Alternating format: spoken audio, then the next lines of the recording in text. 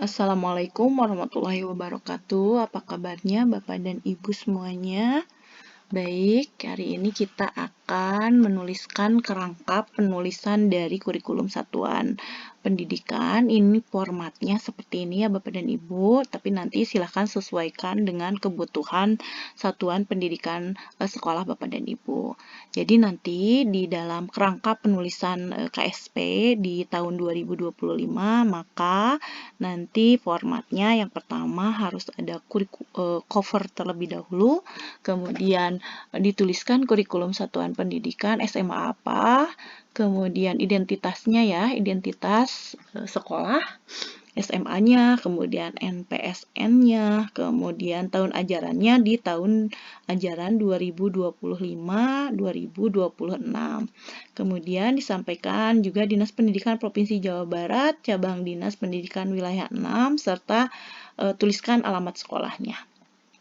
Selanjutnya di operasionalnya, di kurikulum satuan pendidikan SMA, ini penanggung jawabnya kepala sekolah, nanti tim penyusunnya ada kepala sekolah, wakakurikulum, dan juga 3 guru.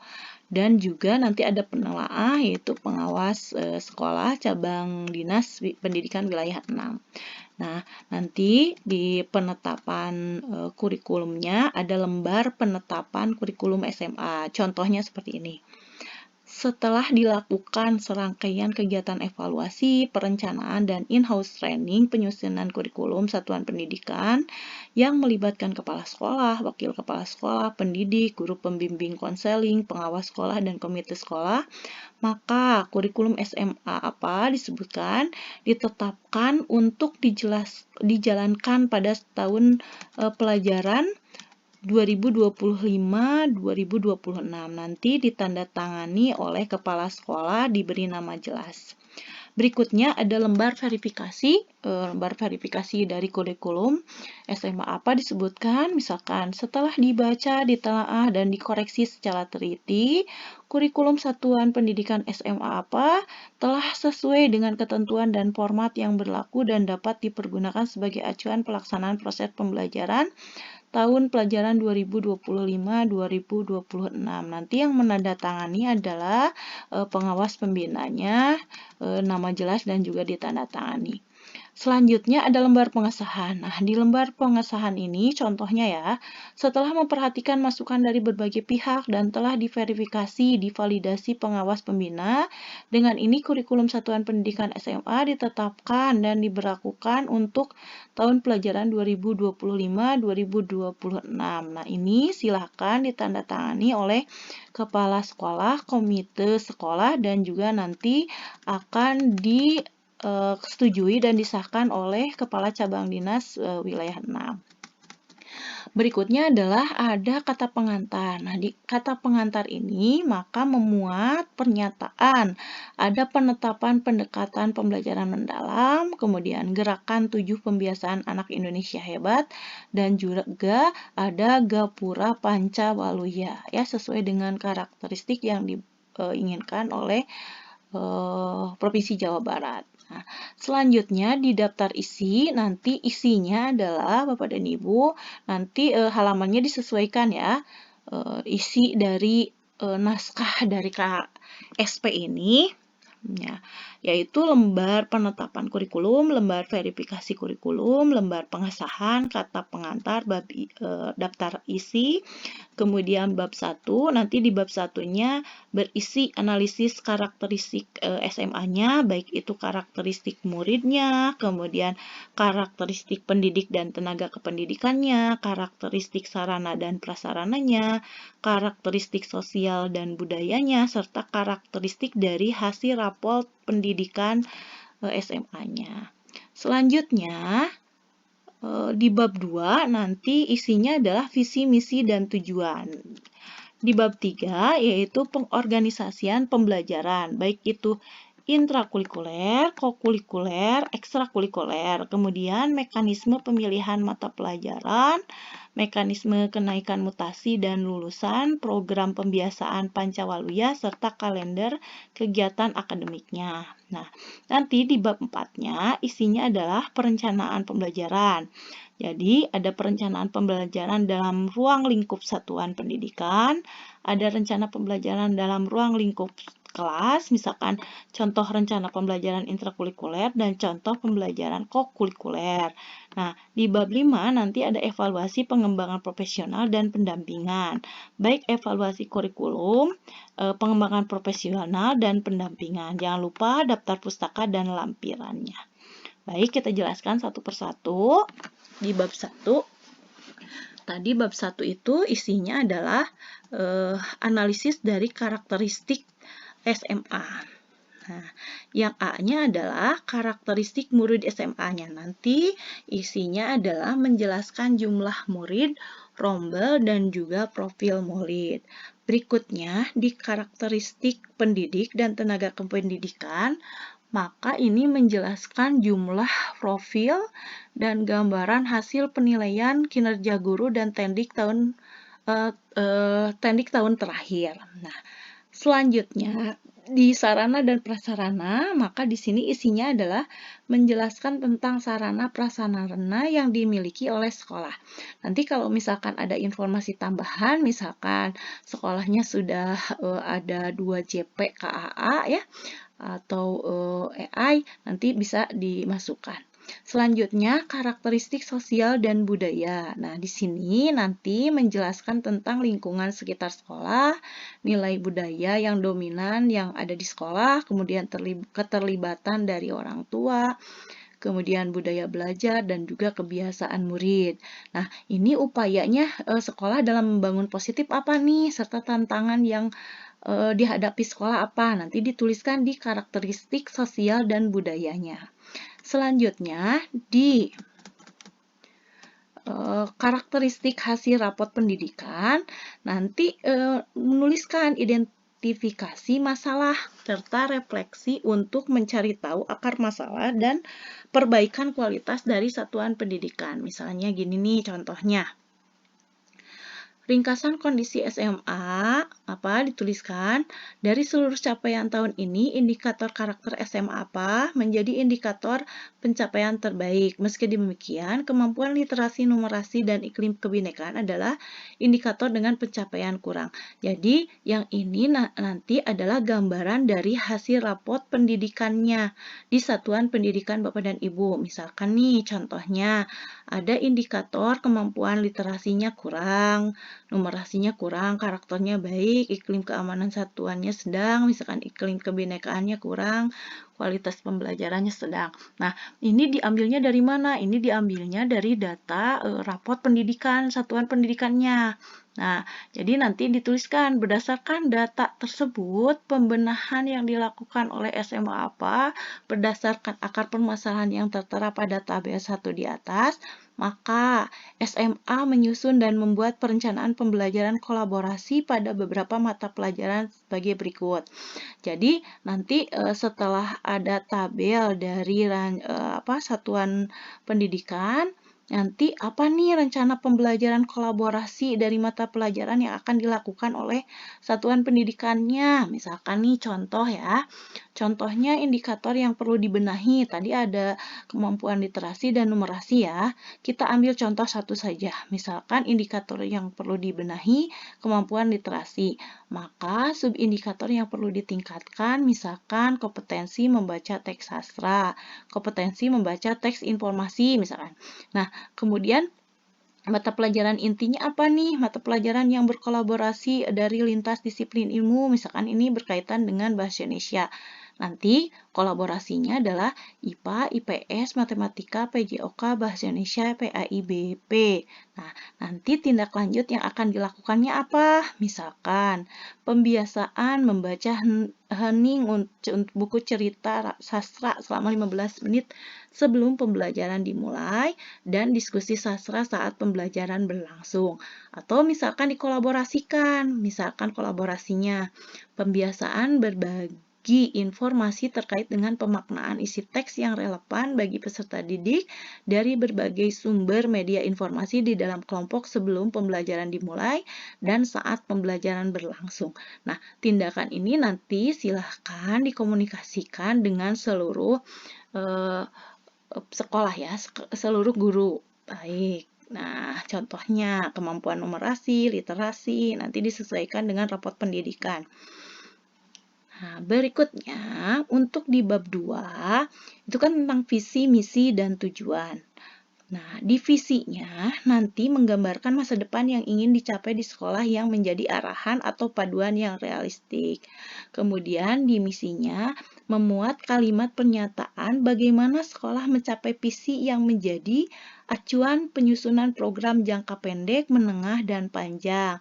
Serta tujuan SMA-nya yaitu menggambarkan hasil yang akan dicapai dalam kurun waktu tertentu dan mengandung kompetensi atau karakteristik yang menjadi kekhasan lulusan yang selaras dengan 8 dimensi profil lulusan. Jadi Bapak dan Ibu, silahkan untuk visi dan misi serta tujuannya dilihat terlebih dahulu yang sudah ada, apakah sudah selaras dengan 8 dimensi profil lulusan atau dengan 7 pembiasaan anak Indonesia hebat atau dengan Pancawaluya. Kalau misalkan perlu revisi, silakan direvisi, tapi kalau misalkan menurut Bapak dan Ibu ini visi, misi, dan tujuan sudah sesuai dengan kekhasan lulusan yang selaras, maka tidak apa-apa kalau tidak dirubah juga begitu. Selanjutnya, di berikutnya, Bapak dan Ibu, di bab 3-nya yaitu tentang perorganisasian pembelajaran. Tadi disebutkan ya, bahwa yang pertama adalah ada intrakurikuler. Nah, isinya apa? Jadi, intrakurikuler itu nanti memuat mata pelajaran, muatan tambahan, mulok, penetapan konsentrasi atau PKL untuk SMK dan SMALB. Nah, di sini dituliskan struktur kurikulum kelas 10, 11, dan 12, serta silakan lampirkan jadwalnya. Nah, berikutnya di kokurikuler ini penguatan pendalaman atau pengayaan kegiatan intrakurikuler dalam rangka pengembangan karakter dan juga kompetensi murid melalui pembelajaran kolaboratif lintas disiplin ilmu dan pembiasaan yang terprogram berdasarkan 7 pembiasaan anak Indonesia hebat atau Pancawaluya. Jadi, untuk kokurikuler ini nanti dilaksanakan dengan jumlah pelajaran. Misalkan nih, di kelas 10 berapa? 396, kemudian di kelas 11 144, kemudian di kelas 12 126. Itu di kokurikulernya. Nanti ini bagaimana? Nah, ini berarti kolaborasi lintas mata pelajaran. Misalkan nih, alur pengembangan kegiatan kokurikuler disiplin ilmu. Misalkan ada mata pelajaran pertama, kedua, ketiga. Apa pembelajaran kolaboratif atau disiplin ilmunya? Nanti yang pertama adalah silahkan tentukan dulu dimensi profil kelulusannya apa, kemudian penentukan temanya apa, kemudian penyusunan perencanaan kokurikulernya, pelaksanaan kurikulernya, serta evaluasi dan tindak lanjutnya. Misalkan contohnya, ini kita contohkan di kelas 10 misalkan. Di kelas 10 maka fokus dimensi kelulusannya yaitu penalaran kritis. Maka kolaborasi kewarganegaraan. Misalkan temanya yaitu tentang generasi bijak digital. Jenis kokurikulernya misalkan pembelajaran kolaboratif lintas disiplin ilmu. Mata pelajarannya apa aja? Misalkan ada sosiologi, informatika, bahasa Indonesia. Nanti alokasinya misalkan 180 JP. Nanti bentuk kegiatannya bagaimana? Misalkan studi kasus, debat, penyusunan strategi kampanye, dan penyebaran konten melalui media sosial. Nah, untuk kegiatan ini, di kegiatan kokurikuler ini silahkan disesuaikan dengan CP. Nanti temanya juga tidak dibatasi, silahkan disesuaikan dengan kebutuhan dari satuan pendidikannya. Kemudian ada gerakan 7 pembiasaan anak Indonesia hebat. Nanti ini juga sama dikaitkan dengan dimensi profil lulusan. Nah, misalkan contohnya dimensi keimanan dan ketakwaan kepada Tuhan Yang Maha Esa, maka misalkan 7 kaitannya adalah dengan beribadah, berolahraga, misalkan ya. Kemudian contohnya misalkan peduli dan berbagi, dan dengan aku dan Sang Pencipta. Misalkan contoh kegiatannya, misalkan kegiatan agamaan, jurnal ibadah, catatan syukur, dan lain-lainnya. Nanti ini 7 pembiasaan anak Indonesia Hebat ini sesuaikan dengan satuan pendidikan Bapak dan Ibu. Selanjutnya, untuk penerapan 7 pembiasaan anak hebat di SMA ini dilaksanakan pula setiap hari berkelanjutan hingga menjadi budaya dan terintegrasi menjadi karakter. Jadi pelaksanaan melibatkan berbagai pihak, terutama keluarga, satuan pendidikan, masyarakat, dan juga media. Intinya, ini sesuai dengan formulir penerapan 7 pembiasaan anak Indonesia Hebat. Seperti yang sudah pernah saya sharekan ya, 7 pembiasaan Indonesia Hebat itu nanti seperti ini formatnya. Misalkan bulannya bulan apa, namanya, kelasnya, nanti diberi checklist nih. Apakah bangun pagi nanti diparap oleh orang tua dan juga oleh guru. Nanti ditumpuk di dalam kotak atau seperti apa nanti ya. Nah, misalkan bangun pagi, beribadah, berolahraga, kemudian makan sehat, bergizi, gemar belajar, kemudian bermasyarakat, tidur cepat. Nah, ini sesuai dengan pembiasaan-pembiasaan yang dilakukan oleh 7 anak Indonesia Hebat gitu. Nanti ada diisi ya. Selanjutnya di ekstrakurikuler, nanti Bapak dan Ibu silahkan dituliskan ekstrakurikulernya sesuai dengan yang ada di ekstrakurikuler di satuan pendidikannya, tetapi yang wajib adalah di pramuka. Nanti dilihat lagi ya. Nah, selanjutnya untuk mekanisme pemilihan mata pelajaran itu juga disesuaikan dengan satuan pendidikannya, kemudian mekanisme kenaikan mutasi dan kelulusan, serta program pembiasaan dan pancawaluyanya, serta di kalender kegiatan akademiknya. Nanti dicantumkan juga. Selanjutnya, di bab berikutnya, nanti ada bab 4, ini berisi tentang perencanaan pembelajaran. Nah, di rencana pembelajaran ini ada ruang lingkupnya, ruang lingkup satuan pendidikan. Ini memuat tentang deskripsi singkat implementasi pembelajaran mendalam yang terdiri dari 4 kerangka pembelajaran, 3 pengalaman belajar, 3 prinsip pembelajaran, dan 8 dimensi profil lulusan. Jadi memuat penyusunan alur tujuan pembelajaran atau silabus untuk jadi acuan dalam merencanakan, mengimplementasikan, dan mengevaluasi pembelajaran sehingga nanti CP-nya tercapai gitu. Misalkan nih, intinya kalau contohnya ya, contohnya di sini di penerapan pendekatan pembelajaran mendalam dengan mengadopsi kerangka kerja PM. Jadi ada 4 komponen tadi ya, 4 komponen. Selanjutnya, ini di PM ini terdiri dari berkesadaran, bermakna, dan menggembirakan, serta prinsip-prinsipnya. Nah, ini kerangka pembelajaran mendalam. Ya, kemudian adapun proses perencanaan pembelajaran dalam lingkup satuan pendidikan dimulai dengan capaian pembelajaran mulai dari rasional, tujuan karakteristik, dan capaian pembelajaran berfase pada setiap mata pelajaran ya. Nih, misalkan nih ada capaian pembelajaran, kemudian penyusunan tujuan pembelajaran dan alur pembelajaran, kemudian perencanaan dan pembelajaran asesmen. Nah, berikutnya adalah rencana pembelajaran dalam ruang lingkup kelas. Nah, kalau ini dibuatkan oleh RPP atau modul ajar. Jadi cukup melampirkan contoh perangkat ajar aja ya, dan bentuk rencana kegiatan yang diwakili inti dari rangkaian pembelajaran. Ini tetap memperhatikan prinsip pembelajaran serta menghadirkan pengalaman belajar dari pembelajaran mendalam. Nanti didesain rencana pembelajarannya baik intrakurikuler ataupun kokurikuler. Selanjutnya, di bab 5-nya ada evaluasi pengembangan profesional dan pendampingan. Isinya apa? Isinya evaluasi kurikulum. Nah, itu ada ruang lingkup satuan pendidikan baik per semester ataupun per tahun. Begitupun dengan ruang lingkup kelasnya, sama itu per hari, per unit, per pembelajaran begitu. Kemudian untuk pengembangan profesional ini membuat rencana pengembangan diri yang dilakukan oleh kepala sekolah, guru, dan tenaga kependidikan sesuai dengan ketentuan hari belajar guru dan implementasi komunitas belajar dan kegiatan komunitas belajar. Jadi ada hari untuk hari belajar guru. Selanjutnya, di pendampingan itu memuat rancangan pendampingan oleh pengawas sekolah dan kepala sekolah dalam bentuk coaching, mentoring, facilitating, training, consulting, atau metode yang lainnya. Nah, nanti cantumkan juga daftar pustaka serta lampiran-lampirannya. Nah, apa saja yang dilampirkan? Nanti dilampirkan perencanaan pembelajaran intrakurikuler dan perencanaan pembelajaran kokurikuler. Jadi ada link-linknya ya.